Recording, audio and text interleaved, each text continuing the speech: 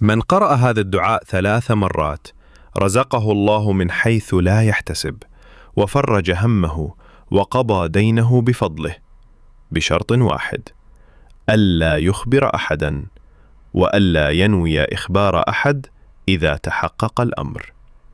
وقد روي عن السيدة عائشة رضي الله عنها أنها قالت: ما إن انتهى النبي صلى الله عليه ومن قول هذا الدعاء إلا ونزل المطر وتوسعت الأرزاق.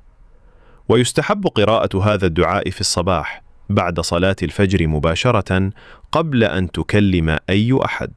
والدعاء هو: الحمد لله رب العالمين، الرحمن الرحيم، مالك يوم الدين، لا إله إلا الله، يفعل ما يريد، اللهم أنت الغني ونحن الفقراء.